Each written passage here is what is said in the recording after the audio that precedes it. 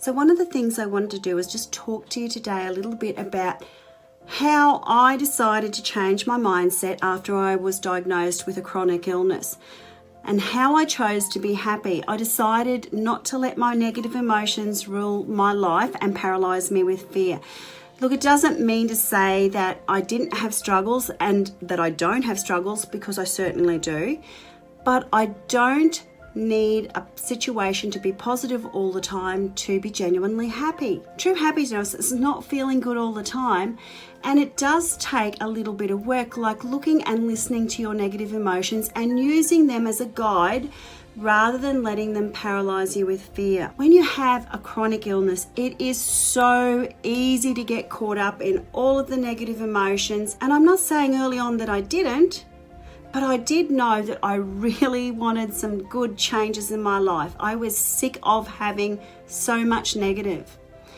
So then I had to actually have a look at my mindset. So a lack versus abundance mindset. And what I actually found was that a lack mindset is really motivated when you're experiencing fear. And when you're thinking about an abundance mindset, well, then you're focusing on the positives rather than dwelling on the negative thoughts, and being able to believe that life can be good, that you can have some of the things that you really want to. You know, positive self-talk then comes into play, and it's really important. Positive self-talk, it's really important because it helps you replace those negative messages that are coming in all the time and replace them with positive messages. And this helps you form a hopeful story about where you are and where you want to go with your life. Another thing that I found that I had to really experience was being mindful. And it's something that's really relevant when you've got a chronic illness, because it helps us focus on the present, not on the past with what's happened before, and not on the future. It brings us back to the present. Because when we're looking at the past or we're looking into the future, it can lead to stress, anxiety, fear, and it can really make you feel quite negative. And when this happens, this is when it can come in and it can make your chronic illness a lot worse than what it was. So we all know that we get what we focus on, whether we're focusing on good things or we're focusing on bad things.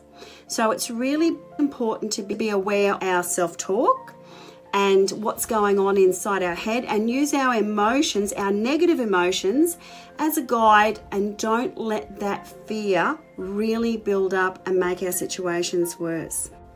So let me ask you this today, because this is exactly what I asked myself when I really wanted to change and I really decided I was going to choose happiness. Are you listening to your negative emotions? Are they a guide that's really helping you stop the fear from creeping in? Or are you letting the fear creep in and take over? Remember, you have a choice. So I hope that some of this information has been helpful for you today. I choose happiness every single time. Doesn't mean to say I'm always smiling, but I choose happiness. All right, much love, light and laughter to you all. Bye.